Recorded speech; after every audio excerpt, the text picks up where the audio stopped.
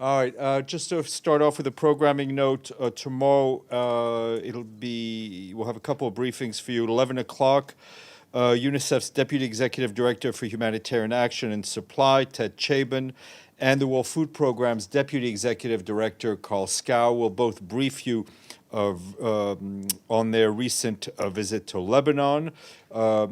Ted will be here in the room, and Carl will join online. Then around noon, after my briefing, Scott Anderson, the Deputy Humanitarian Coordinator and UNRWA Director of Operations in Gaza, will speak to you about the situation in Gaza. We'll start with Lebanon today. I can tell you that we note with concern the continued strikes across the Blue Line by Hizbullah and the Israeli Defense Forces. In this regard, the airstrikes in Aitou in North Lebanon, which resulted in at least 23 fatalities, according to Lebanese authorities, is deeply concerning. The Secretary General strongly condemns the civilian loss of life. We remain deeply concerned at the impact on civilians on both sides of the Blue Line, but particularly in Lebanon. All actors must uphold obligations under international law, including international humanitarian law, and do their utmost to protect civilians. We also note that clashes continue in southern Lebanon, where the Israeli Defense Forces have conducted ground operations since October 1st. In recent days, we have underscored our alarm about UNIFIL peacekeepers coming under fire, with at least 5 peacekeepers injured, as we've told you, and UN premises being impacted on at least 20 occasions since October 1st. The Secretary General reiterates that UNIFIL personnel and its premises must never be targeted. Attacks against peacekeepers are in breach of international law, including international humanitarian law. They may constitute a war crime. As the President of the Security Council stated on behalf of all 15 Council members, all parties are expected to respect the safety and security of UNIFIL personnel and premises. We note that the Security Council also recalled that UN peacekeepers and UN premises must never be the target of an attack. We appreciate the stated support of the Security Council for the work of our brave peacekeepers who remain in position in support of efforts to create a space for a diplomatic solution to this crisis and support a return of the cessation of hostilities and the full implementation of Security Council Resolution 1701. We reiterate our calls for an immediate ceasefire, noting this is the only way to ensure the safety and security of peacekeepers, as well as to protect the populations of Lebanon and Israel from further suffering. On the humanitarian front, as you can imagine, as we've said, this ongoing crisis is having a huge impact on civilians on both sides of the Blue Line in Lebanon and in Israel. In Lebanon today, a UN convoy of 12 trucks carrying vital aid arrived in the villages of Marioun and Klaya in the south of the country. This interagency mission, supported by the Office for the Coordination of Humanitarian Affairs, the World Food Programme, the UN Refugee Agency, UNICEF, and the UN Population Fund, delivered bottled water, family hygiene kits, blankets, pillows, and mattresses, among other essential items. We and our partners continue to support the tens of thousands of men, women, and children impacted by the ongoing crisis across Lebanon. The World Food Programme provides ready-to-eat food and cash to some 200,000 people every day, while UNICEF and UNHCR continue to support primary health care services and provide water, hygiene kits, mattresses, and blankets, and other items. OCHA reports that ongoing hostilities continue to displace people. The national authorities in Lebanon report that 1.2 million people have been affected or displaced. As of the 13th of October, the International Organization for Migration says they've identified more than 740,000 men, women, and children displaced by the escalations of hostilities within Lebanon. Of these people, more than 188,000 are staying in about 1,000 various government shelters. UNHCR is working with the Lebanese authorities to upgrade the shelters with weatherproofing and rehabilitation of water and sanitation facilities, as well as assessing more sites that could be used for displaced people. Together with their partners, UNHCR continues to support people in Syria who have fled Lebanon at 5 different border crossings by providing water, food, blankets, and mattresses.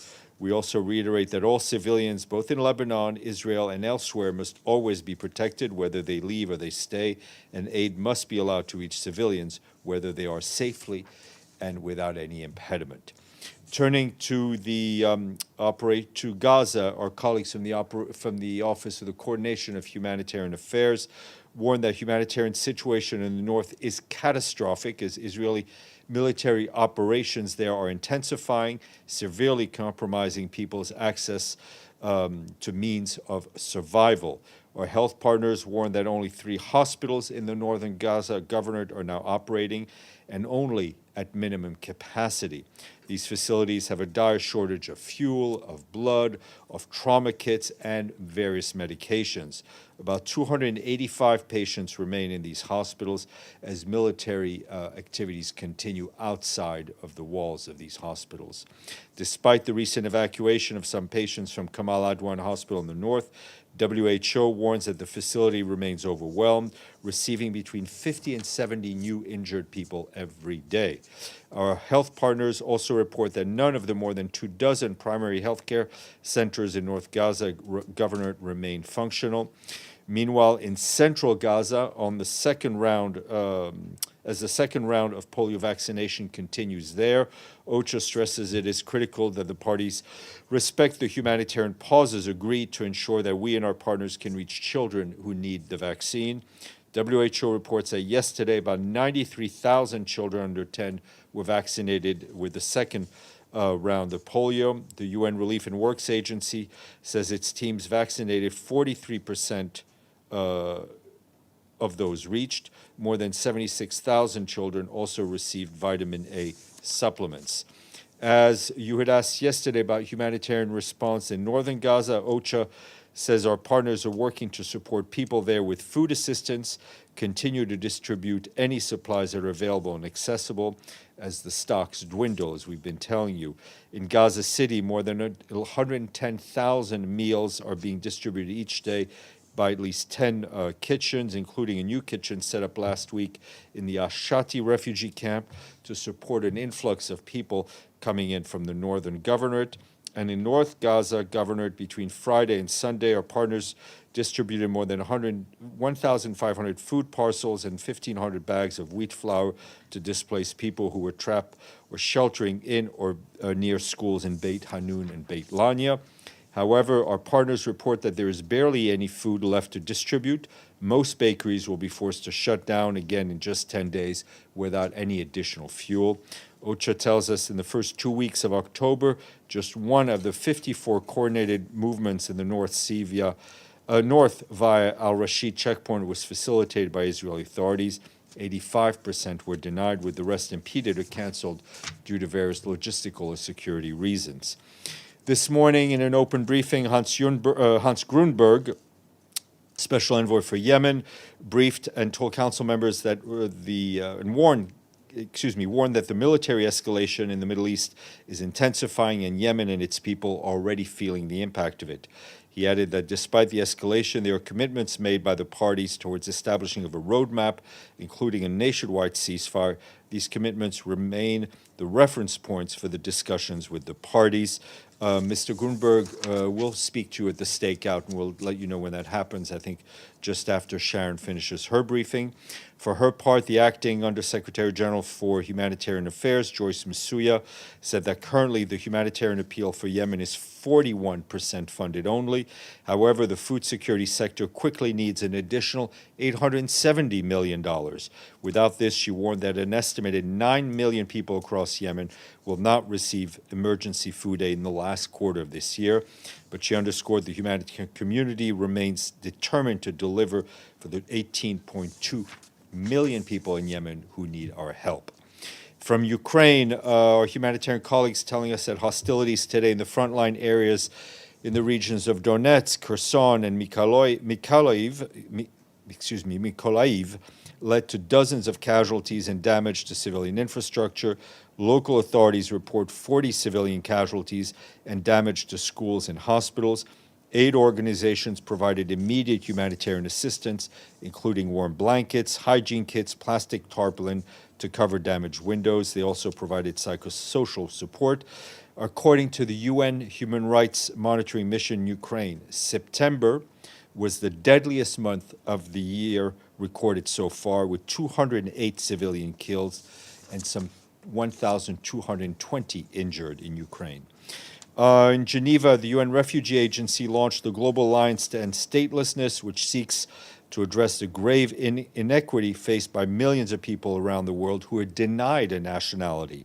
The alliance builds on the decade-long I Belong campaign, including more than 100 state civil society organizations and others. The alliance was launched by UNHCR's annual executive during UNHCR's annual executive committee. During the meeting, Turkmenistan announced it had officially resolved all known cases of statelessness on its territory, becoming the latest country to do so. More on the interweb. Our colleagues at UN Women today released a report which says that 2 billion women and girls worldwide lack access to any form of social protection. The report says women are lagging behind on measures such as unemployment benefits, legal or health care, leaving them more vulnerable to poverty. It adds that while levels of social protection have increased since 2014, gender gaps in such coverage have widened in most developing regions, suggesting the recent gains have benefited men more than women.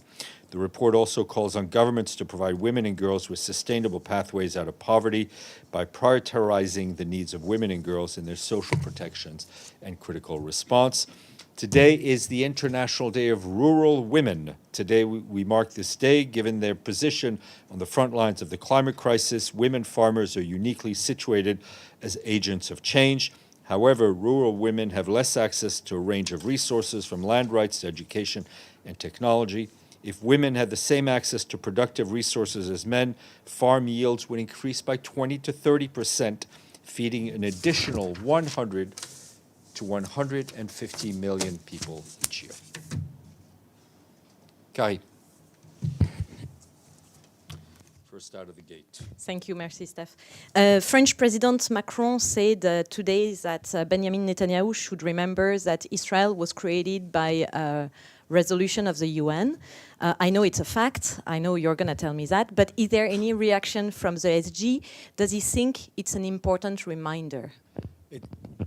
I think you've answered your own question by providing me a way to answer it, which is that it is indeed a fact. Edie. Thank you, Steph. I think you said at the beginning that UNIFIL premises had been hit on 20 occasions. And if that's correct, can we get some details on those strikes? Yeah. And secondly, do you have any information on, yesterday you gave us the number of incoming and outgoing strikes into Lebanon and into Israel. Can we get an update for yesterday? Yeah, I don't think those numbers have been fully tabulated, but as soon as we have them, we'll send them to you. Margaret. Thanks, Steph. The Israeli mission says that Ambassador Danon met with Mr. Lacroix today. Could we get a readout from your side? And also, the United States sent a letter to Israel on Monday. We've confirmed it was sent about putting them on warning, basically, about humanitarian aid to Gaza, that it must be substantially increased or they could risk losing U.S. military aid. One of the elements that's reported to be in the letter is that the U.S. is demanding 350 aid trucks per day permanently going into Gaza through all 4 border crossings, plus opening a 5th. If that were to happen, would you be able to manage the flow? Because I know that things may arrive, but under the circumstances, you have trouble delivering. Right now we're not getting nearly enough. Now, obviously, the aid distribution in the north, when it comes through faces less issues relating to security of the convoys themselves. But obviously, it would be a great first step if more aid was coming in. It would not remove all the challenges of distributing the aid in an active war zone, but we would obviously, and we keep advocating, and as we have been advocating for quite a long time, that we need more aid coming in. Evelyn, and then Thank you, Stéphane. Did you say, can you repeat what you said about a ceasefire in Yemen? They want one, they have one? well, yeah, I mean, this was covered in Mr. Grunberg's remarks that we shared with you, that things have been negotiated, yeah. Sir. Steph, a question on UNIFIL. If the number of troops needs to be decreased or increased, does it require a resolution of the Security Council? And the same question, if the rules of engagement needs to be modified. If the rules of engagement would need, if there was a substantial change in the rules of engagements, yes, my understanding would need to go through the council. There is a ceiling currently, if I'm not mistaken, about 15,000 troops, but we're right now currently have 10,000 deployed. So in any mission, the ceiling is what we're authorized to deploy. Mr. Avni. First of all, I would like to counter that the State of Israel was founded by my parents rather than by the UN, but that's beside the point. Secondly, is the Secretary General urging the Security Council to change the rules of engagement when it comes to UNIFIL? No, he's not urging for a change of the rules of engagement. What we are urging is for a cessation of hostilities. What we are urging is for UN premises to be kept safe, and for UNIFIL peacekeepers to be allowed to implement their mandate in safety. It is. It is what it is. So, since there are circumstances on the ground, does the Undersecretary General for Peacekeeping, the Secretary General, are they in contact with council members to maybe change things? Look, we are in constant contact not only with the Council, but especially with troop-contributing countries. The Secretary General will meet with the troop-contributing countries this afternoon to brief them and to hear from them. We are extremely grateful for the continued support of all the troop contributors whose troops are remaining on the ground as part of the mission. And one on that, is the UN satisfied with the back and forth between the Israeli authorities and UNIFIL? I'm not sure I would use the word satisfied. We would be satisfied by a cessation of hostilities. Maggie. Could I just get a clarification? You said the SG is meeting with TCCs today. TCCs overall or just UNIFIL UNIFIL. TCCs? Okay, Thank you. Ephraim. Thanks, Stéphane. Just a quick follow-up on that as well. Can you tell us maybe just a little bit what the gist of his message will be? The gist of this message will be to brief them on the situation on the ground, and to express his deep appreciation, to express his support for what our peacekeepers are doing, but to express the appreciation of the Secretariat to the troop contributors, the fact that they are staying with us. Carrie. Thanks. About quick follow-up about these TCCs. Have any of them expressed any worries to the Secretary General or to Monsieur Lacroix? Well, listen, I think you'd have to ask them what they're expressing. Now, of course, we're worried. I would be surprised if they weren't worried about the safety of their soldiers. But the point is that they're staying with the mission. For that, we're very grateful. Paolo. Thank you very much. You said that the ceiling is 15,000. Is there any discussion going on in terms of increasing the? Not that I'm aware of. Maggie, and then we'll go to Sharon. Sorry, one more. On Lebanon, you said of the attack in Aitou in the north that the Secretary General condemns the loss of civilian life. But does he echo the call of the Human Rights Office today for an independent investigation into the circumstances? Yes, I think that would be useful. Okay, Ms. Birch, and then we'll let you know about Mr. Grunberg.